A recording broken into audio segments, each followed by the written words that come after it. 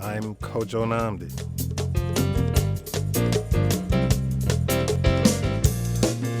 Tom Sherwood is our resident analyst. He's a reporter with NBC4 and a columnist with the current newspapers. Tom Sherwood.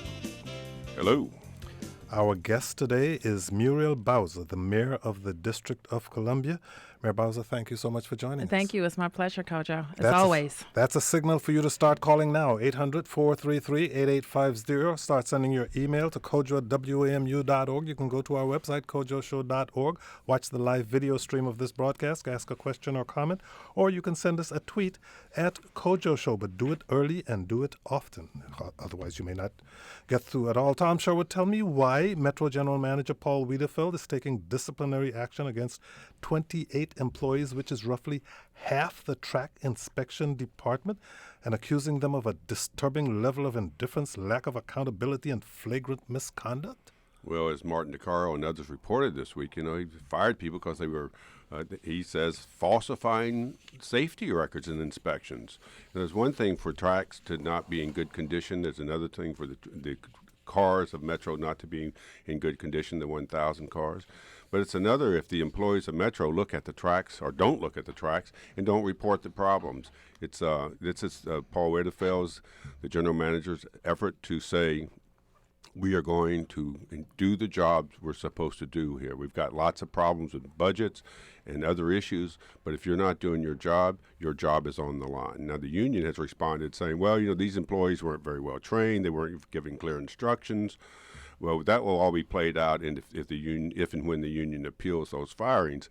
But the fact is, a lot of people who ride Metro and who would like to ride Metro, like me, who I don't anymore, would like to see Metro get control of its staff. I still ride Metro, and my safety is what is my primary concern when I ride Metro. What was your reaction to this, Mayor Bowser? Well, the general manager had given me a heads up some months ago that he had some concerns about documentation just in general and making sure that employees are doing what they're supposed to be doing. Now, obviously, we want employees to have their due process, but we also expect the general manager to hold everybody accountable. And what I think that it also does, and more than these 28 particular employees or this particular incident, I think it helps set a new standard for how the safety culture must be if Metro is to improve. And Mayor, it's not just safety, it's the shockwave that there are a variety of bureaucratic jobs that have to be done for the trains to run on time and to run at all. And so that's kind of the message, too, is that whatever your job is, whether it's safety or whether it's a customer relations, whether you're that employee in the booth that doesn't look up when somebody comes to ask you a question or where you don't talk to people, across the board, you've heard all the complaints about employees. Many of them work hard, do good jobs. But most of them right, do. Yes. So the image, though, is if it's a terrible system that needs money, it needs reorganization, and that's what we're in the midst of right now. Well, I think it's also incumbent upon the general manager as we go out, and certainly I have across this region, and talking to my colleagues about what the system needs. Part of that discussion is making sure that Metro is getting its own house in order, and talking about safety culture, talking about right-sizing its budget, and talking about delivering on the reliability improvements that they say they're making. So if we're asking riders to endure safe track, to endure shortened hours, we must also be assured that the track work is getting done properly. And only the general manager and the bureaucracy at Metro will be able to ensure that. You mentioned shortened hours. The WMATA board voted to introduce the new schedule on July 1st. It will close Metro Rail at 1 a.m. on Friday and Saturday nights, 11:30 p.m. Monday through Thursday, and 11 p.m. Sunday through June 2019. The D.C. board members were thinking of vetoing it. Clearly, D.C. is not happy with this. What are your thoughts? Well, my thought is that we have to have a system that's safe and reliable, and it's the responsibility of the general manager to lay out the plan to get us there. But it will make no sense to make all these improvements to our system if it's not serving the region during the hours that it's open and not serving all parts of the region. And so that's very important. I think the board members, and certainly I support them in making sure that any adjustment to the hours is not permanent. Now, I probably would have liked to see a 1 year at a time discussion, but they agreed on 2 years, and we're going to hold the system accountable in delivering on the metrics that they said they would. But, you know, part of the problem is when this first started talking, people talked about cutting back the hours. Initially, people said, oh, well, people won't be able to go out at night and go to the bars, so they won't be able to get home. And that's, of course, not only just a small part of the issue. The issue is people who are working late at night. Absolutely. And people who, like Jesse Jackson used to say, take the early bus to get to work in the morning. And the concern is for these next 2 years, starting next July, assuming it starts in July, is that people who do have lower income jobs and who do have transportation problems and family, they're going to have a very difficult time. They're going to have a difficult time. I'm encouraged that the authority has looked to expand some bus service, and they may need to do even more over the course of the next couple of years to identify, the particular problem routes where people aren't able to get home. So I'm going to encourage them to look at it. But you point, Tom, to kind of a myth of late night service, and in fact, the role that public transportation plays. It is a lifeline for many people, and it's not just for Washingtonians. The people that you're talking about quite frequently are going out into the suburbs. They come to jobs in the district and around the region and go home to the suburbs. So it's not just a DC issue, and it's not just a party goers issue.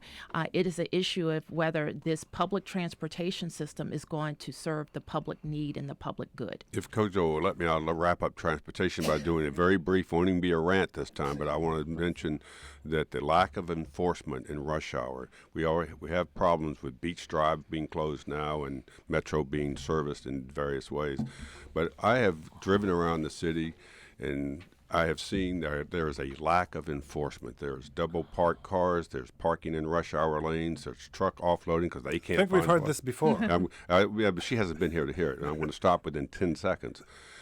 I don't know where the Public Works Department's traffic enforcement, they write tickets for cars parked all day long, when that's fine with me if they're illegal, but I don't see any, I see like a capitulation when it comes to rush hour enforcement, morning and night. Not at all. And so one thing that is clear, that as we grow as a city, and let's keep in mind that we're adding 1,000 people every month, businesses and all over the city in places where there haven't been businesses before, we have an impact on other parts of our system, including the roadways that you mentioned are closed, reduced hours on Metro. So there are more cars on the street. And I think that the fact that we see some bottleneck areas increasingly in different places in the district demonstrates how important it is for us to have our public transportation system fixed, because I can't have enough traffic control officers to deal with increased volumes of cars that come from all over the region. If I would just You say met with President-elect Donald Trump in New York last week. Let me finish with this.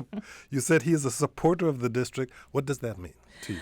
Well, I will tell you, it was important for me, Kojo, to get in front of the president-elect so he was real clear about who we are in Washington, D.C., and what the District of Columbia is as a city, county, and a state. I don't have to tell you, when you go to different places in the country, and some places right around this region, people think that we're a ward of the federal government, that we don't pay our own way. And I wanted to be clear to the president-elect that we do pay our own way, and we're no more dependent on the federal government than any state. In fact, more people pay more taxes in Washington, D.C. than in 22 states. We're larger than 22 states, and 80% of us came out on November the 8th and said that we wanted to become the 51st state. So that is the message I wanted to send to the president-elect. In addition what was his reaction to that?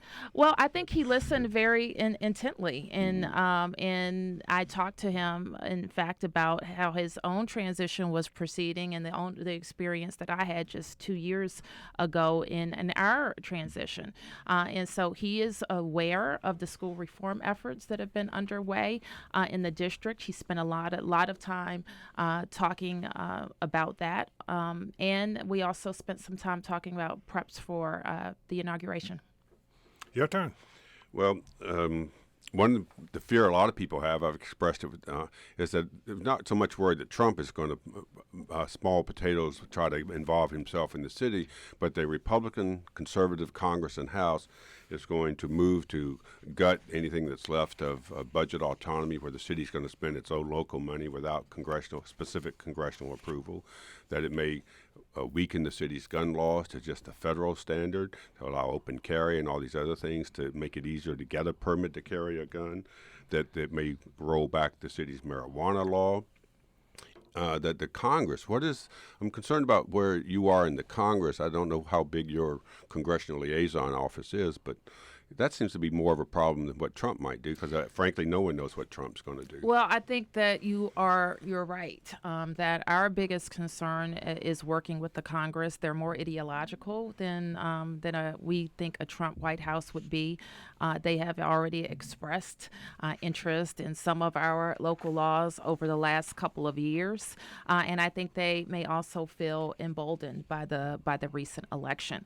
So our approach, Tom, that I created an office. We never had an office for federal and regional affairs in the district. I created an office that's led by Beverly Perry, and I have tasked that office and our whole government with really analyzing what our opportunities and vulnerabilities would be with the new landscape. And our approach is that we are going to work on both sides of the aisle, like we have done in the previous years, and protect the values of the District of Columbia. Can I ask a political question now? Sure. Not that wasn't one.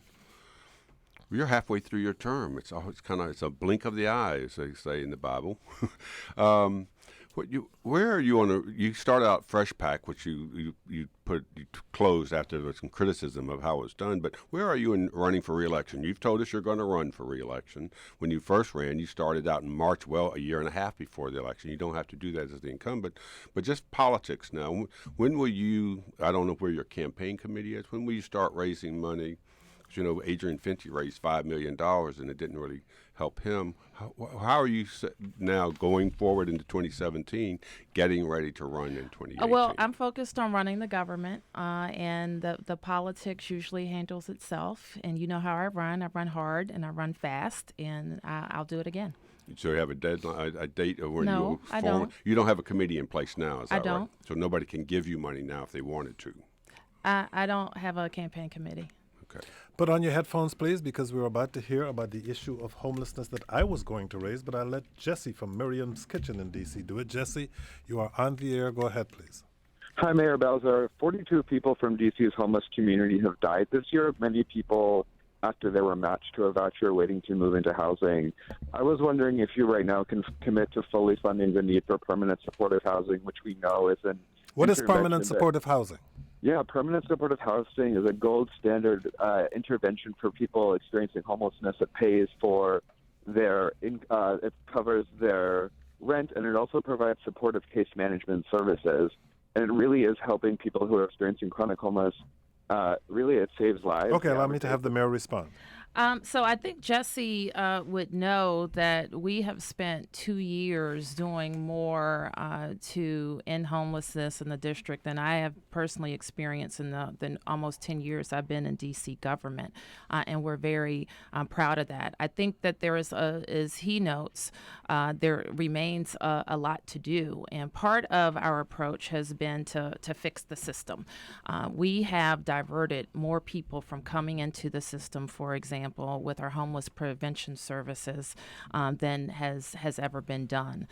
We've also been committed to closing and replacing our largest family shelter, DC General, and making sure that we have right-sized short-term family housing across the city. But more than that, once we fix the system and making sure that we're serving DC residents and we're serving DC residents with emergencies, the other part of the equation is making sure that there's affordable housing available for people. And we have an unprecedented commitment in our budget to that, and also getting those funds out the door. So the question about permanent supportive housing is a good one, because we know that many people, they need services. But one thing that we have also found is that they need additional help navigating, even once they have vouchers. People are finding it difficult to get into housing. So two things that Director Zeilinger is working on is to create a fund, and we're trying to seed that fund so that we can give landlords some additional assurance that if they work with somebody is coming with a voucher from the city, that they will have a little bit less risk, and this fund may be able to help them. Putting the navigators in place has also been helpful, because people who've experienced homelessness and experienced trauma, even with a voucher, sometimes they just don't know how to navigate the system to go out and help to help themselves find housing. So we need to help them do that. So our commitment is unprecedented. I look forward to going into this budget year, also getting the $100 million in all of the things that the system needs to make sure it's functioning as an emergency system for DC residents. You've embraced the housing first concept. Absolutely. If you can get somebody stable in a home, you can help them better. But one of the issues politically has been your dramatic move to close DC General by opening shelters in all 8 wards. You've had some real pushback in Ward 5 and Ward 3 particularly. Do you think you can meet your goal to have all those shelters open and running by 2018, or have the problems going to push that deadline past that it's political not the year? problems, it's the changes. The council changed it and had 3 additional sites. And those sites now are going through the process that the previous sites had already been through.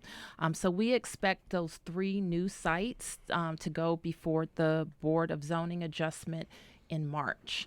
My team was out just this week, I believe, in the 3 new site areas talking about the updates to the design. So the council, by its changes, has kind of put the construction of those new sites out to 2020. So you're not going to meet the 2018. And you had initially said that most optimistically that you hope to end homelessness in the city, I think, by 2020. So it's like government and everything gets pushed back, right? You try, no matter how hard you try, no matter what happens. Well, no, I feel like very strongly that the changes that we make from diverting people from homelessness to right-sizing the system to make it an emergency system, not a queuing system for affordable housing. And we will need some additional legislative changes that will be controversial. And I'm asking the council to vote on them early in the new year. I know that you've been talking to people. Excuse me, one more quick. I know you've been talking to people in private meetings. You've had people to your home, just talking in general about your reelection and what you've done well, what you could do better, how do you get prepared. And that seems to be one of the issues is what in Ward 3 where you've got a lot of support. Actually, I haven't been talking to anybody at my home You about haven't my had people? reelection. No, I have people I at my apologize. house all the time. Oh, yes, I'm talking about issues. I certainly want to call it politics, but you've had people to your lovely home in Northwest, and you've talked about issues that are important to the city. I interpret that as politics, but I do that at my home. I do that in community rooms. I do that at churches. I do that on walks. Ward 3, yes, I do that everywhere. Yes, and Ward 3 though is one of the key wards for your reelection, and this homeless shelter at Idaho Avenue has caused some heartburn.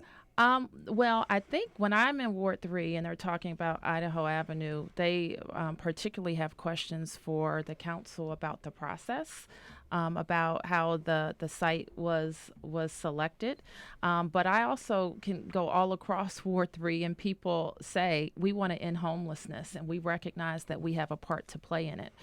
So I would push back on you, Tom, in suggesting that Ward 3 residents are somehow less engaged or committed to making sure that everybody in the District of Columbia has a safe place to stay. Okay, I got a problem. They have a. I got a problem. They agree with the I goal. got a problem. They don't We agree only with the have process. 1 minute and 30 seconds left to our next break, and we got a gazillion people who want to talk about paid leave. So I'm going to ask all of them to hold on to the line until after we come back from the break. And in the minute we have left, I'm going to have Peter in Washington, D.C., who wants to talk about something else. Peter, you're on the air. Go ahead, please. Good afternoon, Madam Mayor. Hi. My question is about school modernization. I mean, the city has a budget surplus of about $2.2 billion, and there's still a huge unmet need in terms of schools that haven't been touched, who've only been partially touched, who projects have been scaled back. And I was just wondering if you're prepared to consider using any of the surplus funds, to accelerate the school modernization process.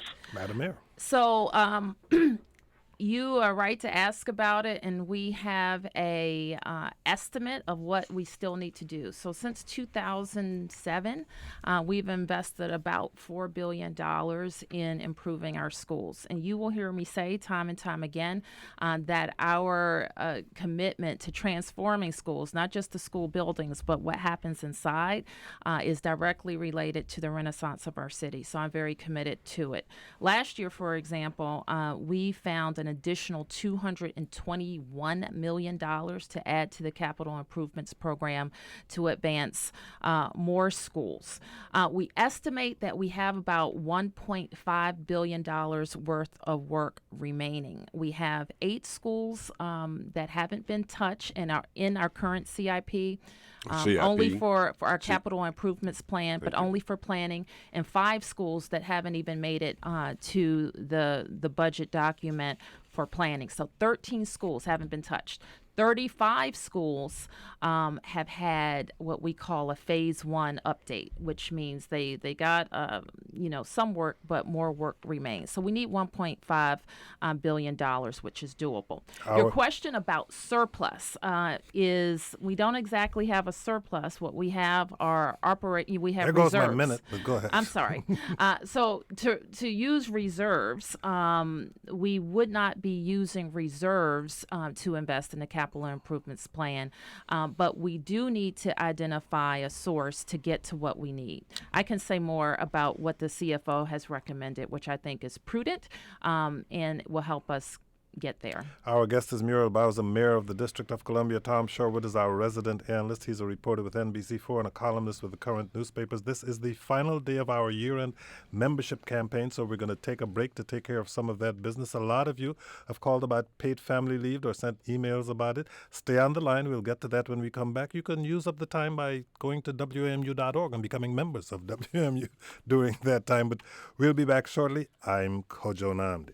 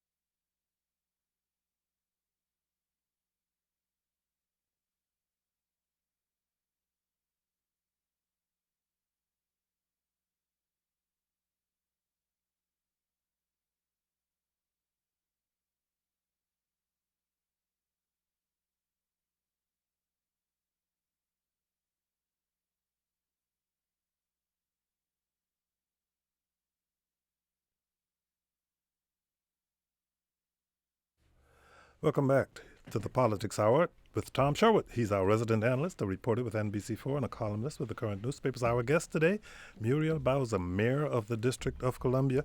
If you have questions or comments, you can go to our website, kojoshow.org, watch the live video stream, ask a question, or make a comment. Call us at 800-433-8850. Send email to kojo@wamu.org, or send us a tweet at Kojo Show. As I said, there are several people who want to talk about paid family leave. I will start with Diana in Ward 2. Diana, you are on the air. Go ahead, please. I live and work here in D.C., and my son was born very prematurely and spent months in a D.C. hospital. Mayor Bowser, how do you expect workers and families going through situations like mine to give their children the care and attention to ensure they have the very best possible start in life if they don't have access to paid leave and are expected to return to work while their children are still in critical care in the hospital if you don't support the passage of the Universal Paid Leave Act? Before Mayor Bowser responds to that, I'll add a few more people to that conversation. You should know that the D.C. Council advanced one of the nation's most generous paid leave policies in the country, and that Mayor Bowser has expressed concerns about that legislation. We got one tweet from someone who says, Mayor Bowser, why such lackluster support for paid leave, D.C., a policy that will increase gender equity? And another who says, ask Mayor Bowser why she doesn't support access to paid leave, even though 80% of D.C. residents want to see it pass. And then there is this from Alan in Washington. Alan, your turn. Thanks, Kojo. Hi, Mayor. How are you? Great. I guess I'm one of the 80% of people that supports paid leave in concept, but I'm a little worried that the $250 million or something to that tune might be better used on more immediate priorities like fixing Metro, as you discussed earlier, or building better schools, affordable housing, that sort of thing. I mean, at this point, with that context, this paid family leave seems like a bit of a luxury item. And I also read that 2/3 of the benefits will go to people who don't live in the city. So I don't know is this really a necessary thing to take up at this point in time when we need to spend on so many other things? I think we've touched most of the bases. Right, you got a lot coming with those questions, and I think that the point that I would like to make is that certainly I want to support DC families. That's my job, and I think there are a lot of ways that we can support DC families. And the question is the measure before us the best way to do it? So I have expressed concerns over what's on the table at the council now, which is a tax increase on all DC businesses, the big ones, the medium ones, and the little ones. And it's not an insignificant one. It would actually raise almost $250 million, and the bill would require me to create a new government agency. A $250 million agency would make it about the 5th largest expenditure in DC government. So after the police and schools and Metro and our insurance programs, it would be the paid family leave program. So it would be almost 3 times as much as we're spending on affordable housing, more than we're spending on parks and recreation, more than we spend on public works, more than we spend on our transportation programs. The 5th largest expenditure. So when somebody comes and says they want to raise taxes on DC businesses, the big ones, the medium ones, the little ones, they want to raise $250 million, then I have the obligation to ask, is that the best expenditure for DC families? And then when you look at it, what you'll find is 2/3 of the benefits are going to go to Maryland and Virginia workers, Maryland and Virginia residents. So should we spend our money that we raise from our businesses paying benefits to families in Potomac or to Loudoun County? And that is my huge concern. May I ask, one of the immediate responses to that is, well, you embrace the $15 an hour minimum wage, which will hit, I think, by 2020, and the majority of workers who will earn that money live in the suburbs. Well, there's a huge difference, Tom, is that we aren't increasing increasing taxes to do it, and it does not require me to create an agency that the independent CFO says could take between 40 and 80 million dollars just to create the system, the computer system, and the technology to implement the program. And it would take 18 months to 2 years to build it out, and then it would take another 12 months to actually collect the taxes, and then the benefits could be available, maybe by 2020. So it's very different to say that we're going to create a government-run insurance program to saying we're going to have an employer mandate. Now, if the council wanted to consider an employer mandate for paid family leave, and as I understand it, there are several council members that are circulating that alternative. Jack Evans and Mary Chey among them. That's what I understand. That it's saying that we're going to have an employer mandate for paid family leave, like we did for the minimum wage, is very different than saying you're going to create a new program that costs $250 million, will take 3 years to set up and implement the benefits, and then it benefits 2/3 of the people it benefits are outside. And the first caller who talked about her family situation, and certainly I would want her to be able to spend time with her family. But you know, this program excludes many DC residents. It pays for many Maryland and Virginia residents, and it excludes many DC residents Federal that workers. work for the federal government. And many federal workers are DC residents. And so if you ask me, wouldn't I want DC families to participate in paid family leave? The answer is yes, but this $250 million bill leaves them out. How about the politics of this? Some of That's your exactly closest- what I want to speak Go ahead. about. Here's the politics of this.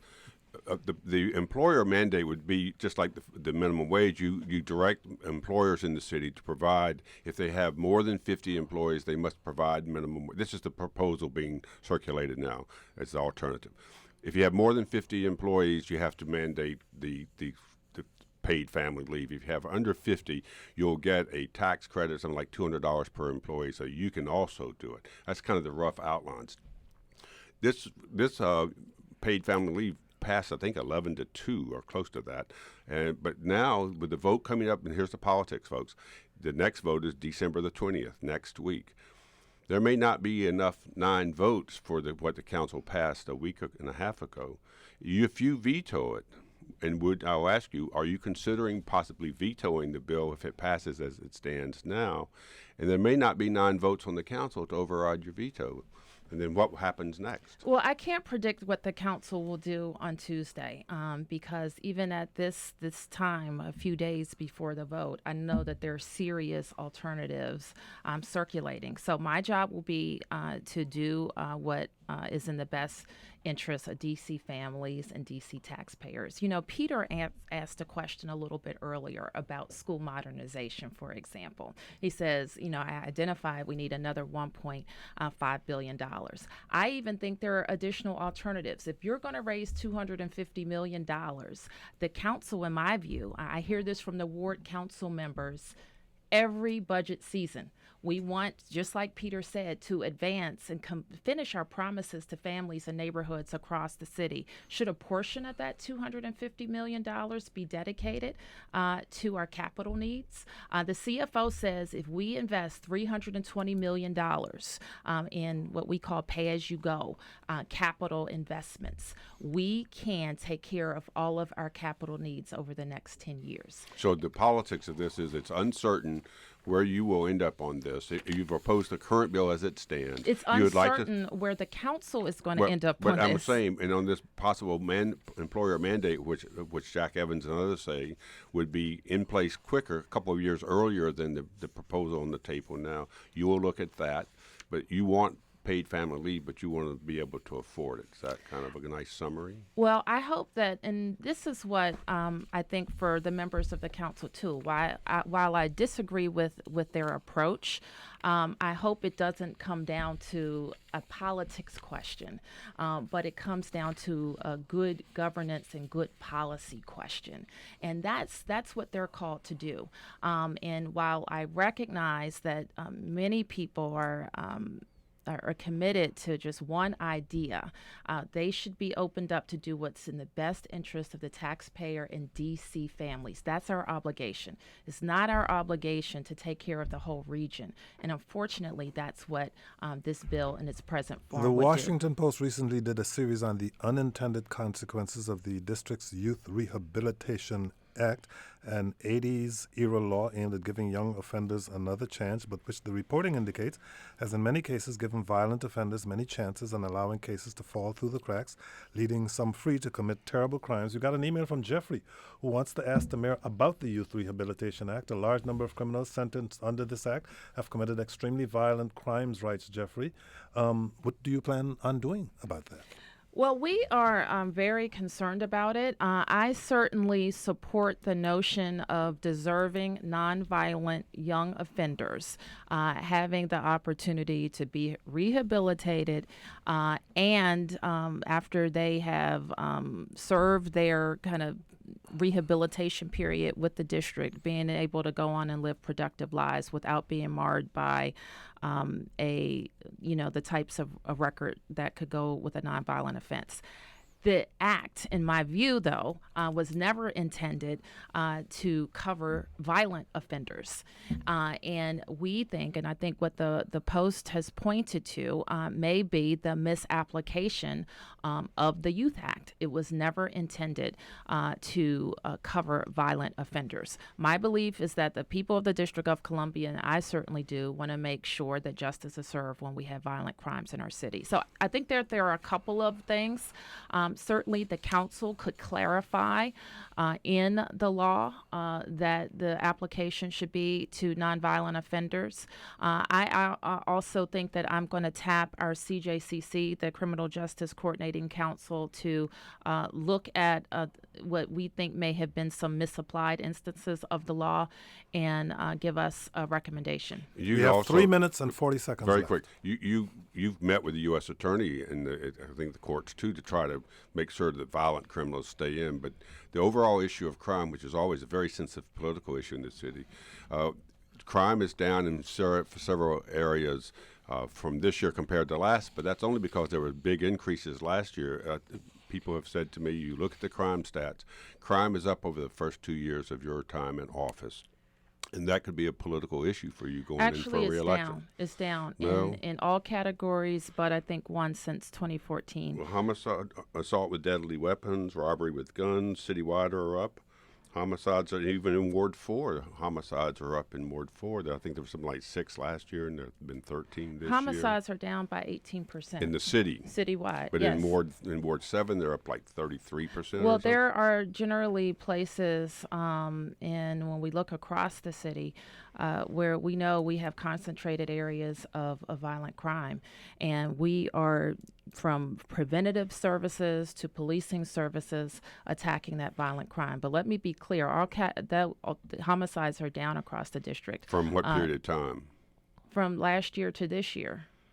And the only, I think, there may be 2 categories that were up overall between 14 and 16. You have a new chancellor who's probably going to be confirmed by the council next week. What about Peter Newsham? He's the interim police chief.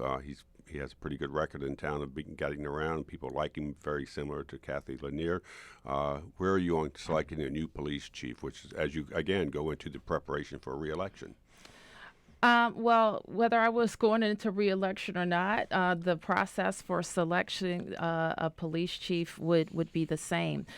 We are fortunate in our city to have a police department that has been moving in the right direction for many years.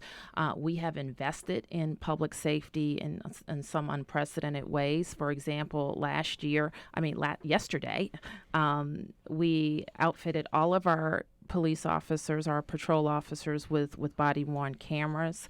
We've made significant investments in our crime lab, and we're seeing the benefits of all of those things. And so we're going to be doing some check-ins with community leaders about what they want to see in the next police chief, and then I'll be making a decision sometime after the inauguration. We only have in January, okay. Only have time for one more question. 2 former GSA employees have filed lawsuits in the past 2 weeks alleging they were fired for not steering a major construction contract to a donor of yours. There's a lawsuit underway, and the council conducted closed-door hearings on that matter. Now, the D.C. Inspector General's office indicated that he is going to look into, or the Inspector General is going to look into this. Is looking into this. Was your office in any way involved in directing the Department of General Services to favor certain contractors? Certainly not. And we have been, and I know you had the city administrator on some weeks ago to talk about these issues. We've been very pleased to answer the council's questions. And we are hopeful that they have all that they need from us, and we'll wrap up their deliberation. The concern is that there's so much construction going on in town. You're in fact promoting this part of your job as mayor, but that some contractors are playing fast and loose with politics and contract awards, and that this may not be the only case. The Wizards practice facility and the new soccer stadium land clearing deals. Are you worried at all that people might be bending the law?